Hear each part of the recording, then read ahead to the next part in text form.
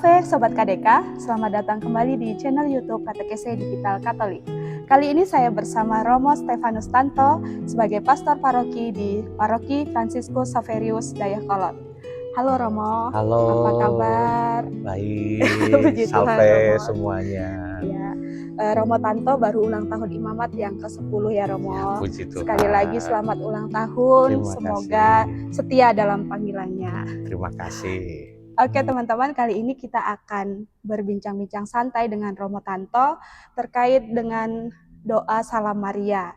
Karena bulan ini adalah bulan Rosario, jadi kita akan mendalami tentang doa Salam Maria. Langsung saja ya Romo ya? Boleh. Oke Romo, untuk pertanyaan yang pertama. Mengapa doa Salam Maria ini begitu populer di kalangan umat Katolik? Ya, doa Salam Maria itu kenapa populer? Karena satu merupakan doa pokok yang dimiliki oleh gereja. Selain doa Bapa Kami, syahadat, ini yang menjadi pokok bagi gereja. Dan yang kedua adalah doa ini sangat sederhana, tapi sudah mencakup bagaimana nilai dari sebuah doa itu. Kalau doa itu kan ada sapaan, pujian, dan juga permohonan. Okay. Nah, dalam doa Salam Maria itu semua sudah terdapat di sana. Maka itu sangat populer dan pasti umat pun akan sangat hafal dengan doa ini, bahkan itu sudah di luar kepala. Oke, jadi doa Salam Maria ini menjadi salah satu doa pokok yang sederhana tapi sudah mencakup semuanya ya Romo. Ya. Salam, kemudian pujian dan juga permohonan. Oke, terima kasih Romo. Yang kedua, dari mana sih asal-usul doa Salam Maria ini? Apakah dari Alkitab atau dari gereja?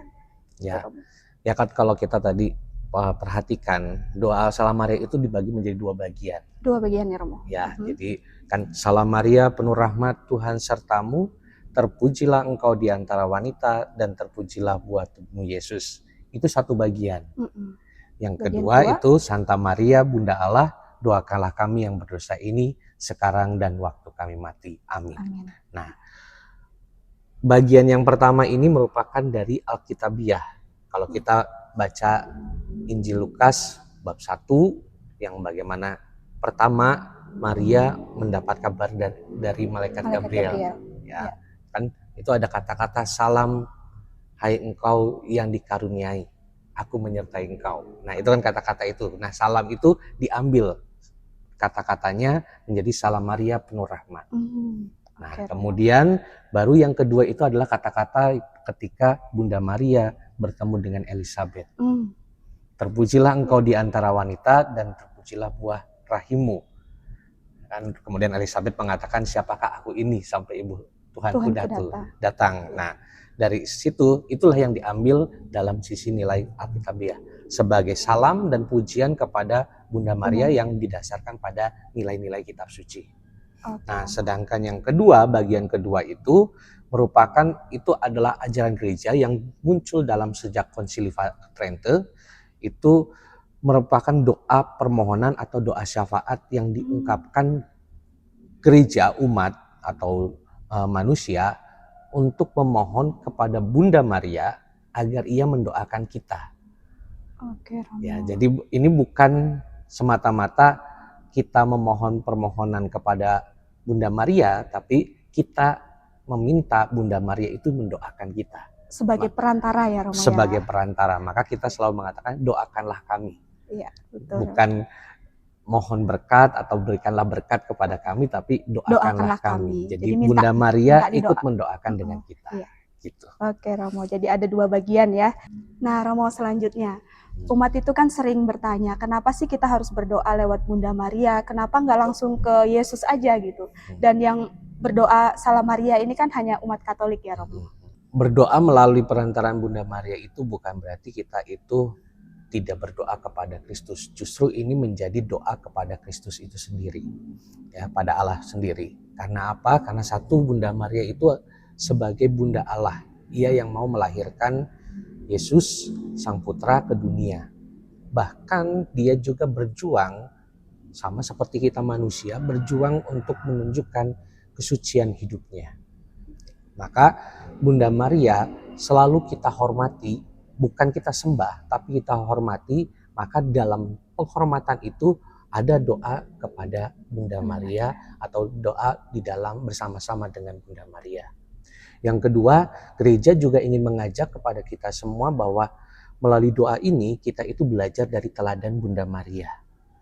Ya, jadi Bunda Maria mengajarkan kepada kita semua bahwa dengan dia mendapatkan salam, dia mendapatkan pujian, dia bukan orang yang menjadi sombong, tapi justru dia dengan kerendahan hati tetap mewartakan Allah, menunjukkan kesucian, bahkan rela mendampingi Yesus hingga wafat di salib. Maka ini yang kita terus dengungkan. Nah, di bagian terakhir kita selalu ada kata-kata doakanlah kami yang berdosa ini. Sekarang dan waktu kami mati. Amin.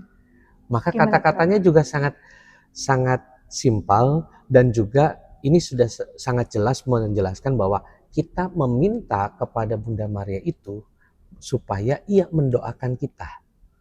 Bukan kita meminta sesuatu kepada Bunda Maria, tapi supaya ia mendoakan kita. Ya.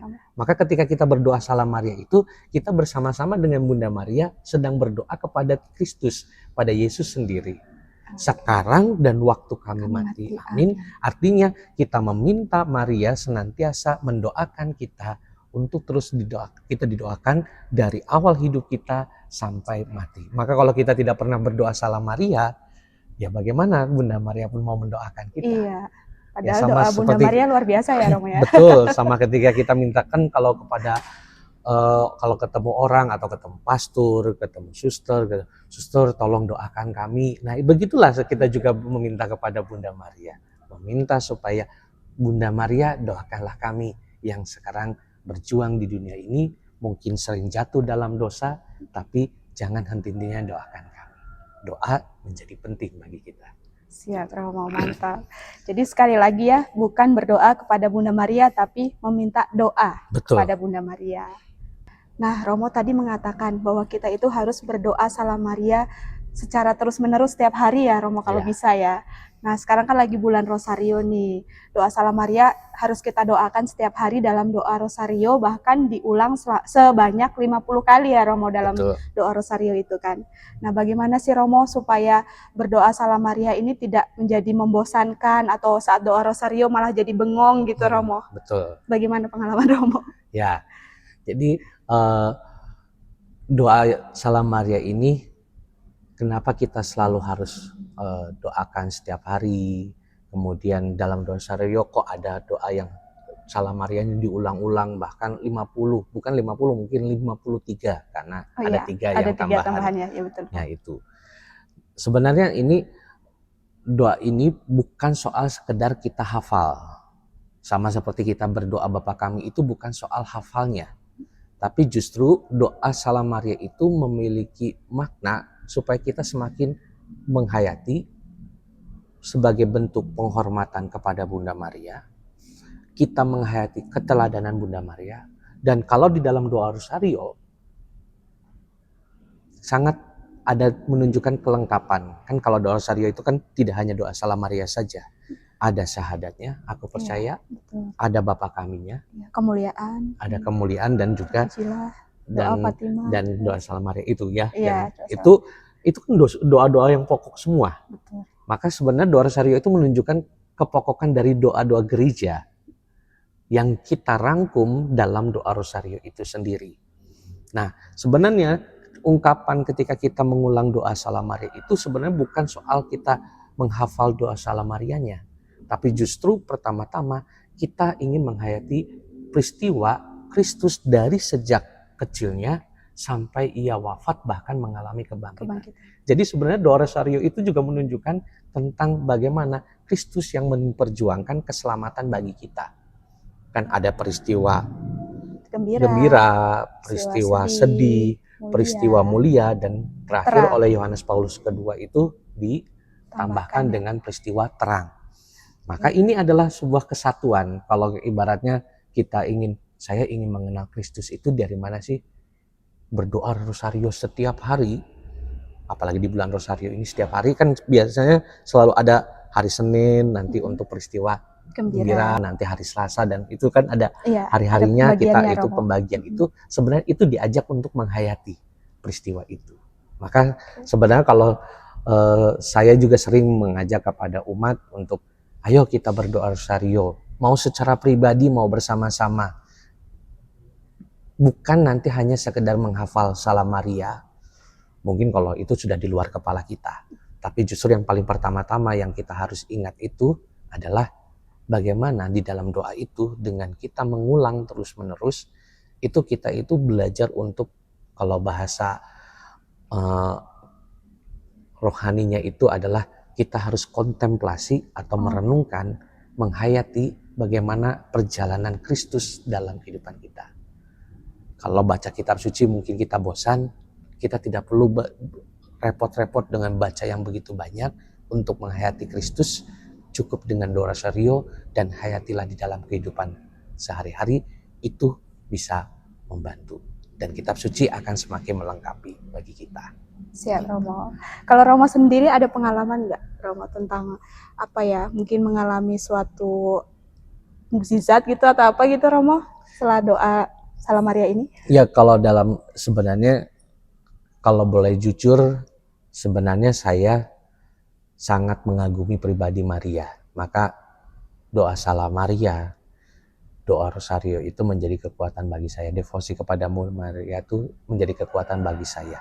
Bahkan di dalam, ya tadi kalau kamu mengatakan ini ulang tahun imamat saya yang ke-10, moto panggilan saya itu saya mengambil dari pribadi Bunda Maria.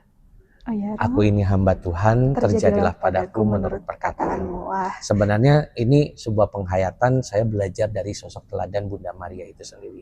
Belajar taat, belajar untuk tahu apa yang menjadi kehendak Tuhan, atau merasakan bagaimana perjuangan Bunda Maria, dan juga itu yang saya hayati dalam kehidupan saya, khususnya dalam panggilan saya. Oke Romo, kita sudah berbincang-bincang tentang doa Salam Maria ya Romo. Ya. Nah di bulan Rosario ini apa pesan Romo kepada umat Katolik? Baik, Sobat Katolik semuanya, kita punya sosok ibu yang sangat baik. Ibu yang selalu menyertai kita, ibu yang selalu mendoakan kita.